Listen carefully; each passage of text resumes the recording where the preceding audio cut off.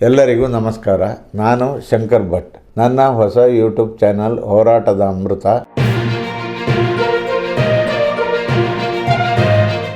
BJP ರಾಷ್ಟ್ರೀಯ ಸಂಘಟನಾ ಕಾರ್ಯದರ್ಶಿಯನ್ನ ಬದಲಾಯಿಸಲು ತೆರೆಮರೆಯಲ್ಲಿ ಪಕ್ಷ ಹಾಗೂ ಸಂಘ ಪರಿವಾರದಲ್ಲಿ ಚಿಂತನೆ ನಡೆದಿದೆ.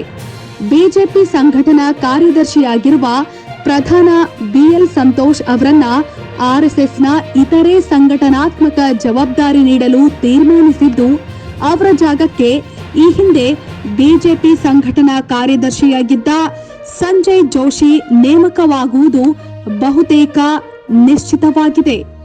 ವಿಧಾನಸಭಾ ಚುನಾವಣೆಯಲ್ಲಿನ ಬಿಜೆಪಿಯ ಕಳಪೆ ಪ್ರದರ್ಶನದ ಬಳಿಕ ಸೈಡ್ಲೈನ್ ಆಗಿದ್ದ ಸಂತೋಷ್ ಅವರಿಗೆ ಲೋಕಸಭೆಯ ಚುನಾವಣೆಯಲ್ಲೂ ರಾಜ್ಯದ ಯಾವುದೇ ಜವಾಬ್ದಾರಿ ಕೊಟ್ಟಿರಲಿಲ್ಲ. ಸ್ಟಾರ್ ಪ್ರಚಾರಕರ ಪಟ್ಟಿಯಲ್ಲಿ ಸ್ಥಾನ ನೀಡದ ಕಾರಣ ಲೋಕಸಭಾ ಚುನಾವಣೆಯಲ್ಲಿಯೂ ಅವರು ಕಾಣಿಸಿಕೊಳ್ಳಲಿಲ್ಲ. ಕಳೆದ 2 ಬಾರಿ ಬಿಜೆಪಿಗಿದ್ದ ಸ್ಪಷ್ಟ ಬಹುಮತ ಈ ಬಾರಿ ಇಲ್ಲದೆ ಇರೋದ್ರಿಂದ ಎನ್ಡಿಎ ಮೈತ್ರಿ ಪಕ್ಷಗಳೊಂದಿಗೆ ಹೊಂದಾಣಿಕೆ ಮಾಡಿಕೊಂಡು ಹೋಗಬೇಕಿದೆ.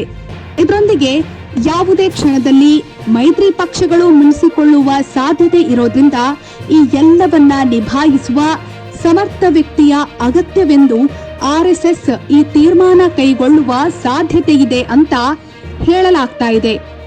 ಈ ಹಿಂದೆ ಬಿಜೆಪಿಯ ಸಂಘಟನಾ ಕಾರ್ಯದರ್ಶಿಯಾಗಿದ್ದಾಗ ಈಗಿನ ಪ್ರಧಾನಿ ನರೇಂದ್ರ ಮೋದಿ ಹಾಗೂ ಸಂಜಯ್ ಜೋಶಿ ನಡುವೆ ಶೀತಲ ಸಮರ ಆರಂಭಗೊಂಡು ಒಬ್ಬರ ಮುಖ ಒಬ್ಬರು ನೋಡಿಕೊಳ್ಳದ ಸ್ಥಿತಿ ನಿರ್ಮಾಣವಾಗಿತ್ತು.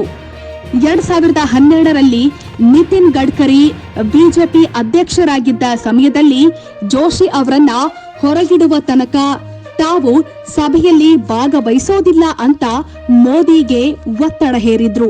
ದಶಕದ ಬಳಿಕವೂ ಈ ಇಬ್ಬರ ನಡುವಿನ ಸಂಬಂಧ ವೃದ್ಧಿಸಿಲ್ಲ.